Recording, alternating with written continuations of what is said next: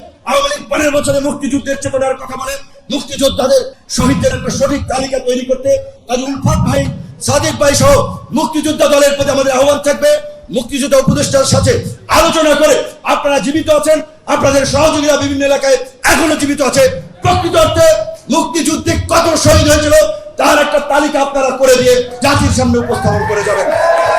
আপনারা ভুয়া মুক্তিযোদ্ধা, আওয়ামী লুটেরারা যারা প্লট নেওয়ার জন্য, সুবিধা নেওয়ার জন্য মুক্তিযোদ্ধার তালিকায় নাম লিখেছিল, তাদেরকে মুক্তিযোদ্ধার তালিকা থেকে বাদ দেওয়া এবং প্রকৃত অসচ্ছল মুক্তিযোদ্ধা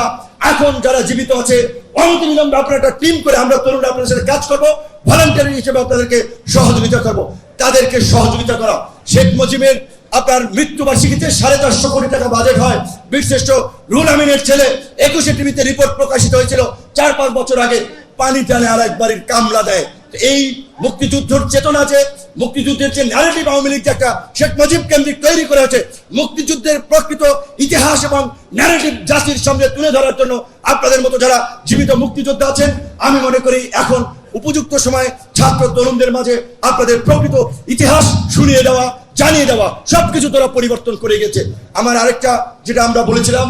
এই গণহত্যাকারী রাজনৈতিক দল আওয়ামী লীগ এবং তার দোসরদেরকে যদি বাংলাদেশে রাজনীতি থেকে নিষিদ্ধ করা না হয়, ওরা অস্থিতিশীল করবে এই দেশকে। কাজে পরিষ্কার ভাবে জার্মানিতে,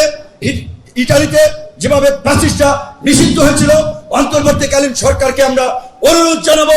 অনতিবিলম্বে ছাত্রলীগ যুবলীগকে সন্ত্রাসী সংগঠন হিসেবে স্বরাষ্ট্র মন্ত্রণালয় থেকে প্রজ্ঞাপন দিয়ে আওয়ামী লীগের রাজনীতি আপনারা নিষিদ্ধ করবেন। অনেক ইতিমধ্যে আমাদের বিদেশি বন্ধুরা, সুশীল সমাজ অনেকেই বলছেন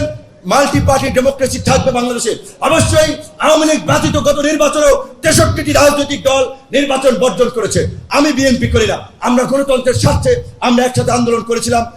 রাষ্ট্র গঠনে এখন একসাথে কাজ করছি। কাজে সমস্ত রাজনৈতিক দল, অনেক রাজনৈতিক দল আছে, মৌলিক জায়গায় হয়তো তারা একটা জোট করেছে, তারা যুগপৎ আন্দোলন করেছে, অনেক রাজনৈতিক দল আছে এই ফ্যাসিস্ট